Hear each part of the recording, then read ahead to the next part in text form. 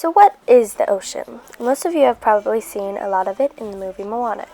Well, to start off, the ocean covers 71% of Earth's surface and contains 97% of Earth's water. And just like land, the ocean contains mountains, valleys, trenches, volcanoes, as well as rift valleys and oceanic ridges. We're going to be talking about the 5 oceans we have here on Earth. This is the Arctic Ocean. It is the smallest and shallowest. It is located mostly in the Arctic North Polar region and in the Northern Hemisphere. You might be wondering, where did all the ice come from? Well, it is formed by the cold winters and cool short summers. If you ever wanted to visit the Arctic, make sure to keep warm, because much of its weather is formed by oceans. This is the Southern Ocean, also known as the Antarctic Ocean. It is the 4th largest ocean and contains many large icebergs. Its cyclonic storms travel eastward around Antarctica and the bottom of South America. Next up, the Indian Ocean. This is the 3rd largest ocean and is bounded by Asia, Africa, and Australia. If you want something relaxing, check this one out as it is the warmest ocean. But be careful in October through April as there are strong winds and the summer storms can be severe. We can't forget about the Atlantic Ocean as it is the 2nd largest. It covers about 20% of Earth. Can you believe that? It is between Africa, Europe, and the Americas. It is known to have mild, moderate temperatures. Also, be aware of the tropical storms that form near the equator. Last, but definitely not the least, is our beloved Pacific Ocean, the largest and deepest of Earth's oceans.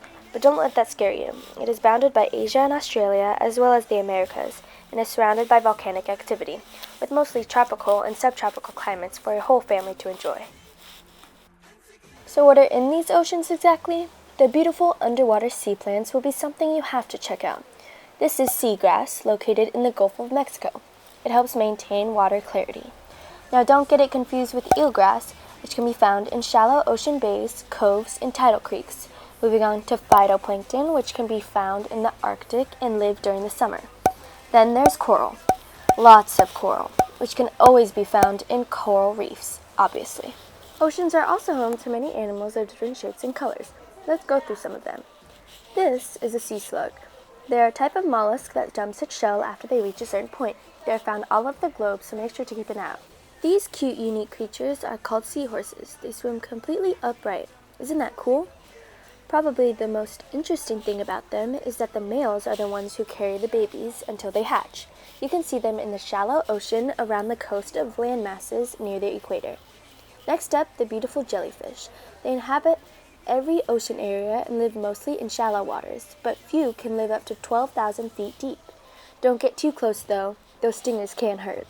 Last up on the list, the largest known animals to live on a sea or land, the blue whale. They can reach from 110 feet and weigh nearly 200 tons. That's more than the weight of 50 adult elephants. Now what can you do in these oceans? In the Pacific, you can do anything from surfing, snorkeling, to even whale watching. Go to the Atlantic and visit the Bahamas to swim in warm, clear waters. The Arctic Ocean is a great place to go kayaking around the icebergs and even try ice fishing. And don't forget to visit the Maldives in the Indian Ocean where you can jump right in and swim with all the fishes. So pack your bathing suit and come to explore the ocean.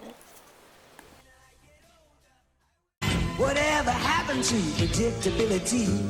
The milkman, the paperboy, evening TV. Now, did I get delivered here? Somebody tell me, please. This old world's confusing me. Clouds as mean as you've ever seen. Ain't a bird who knows you're true. Then a little voice inside you whispers,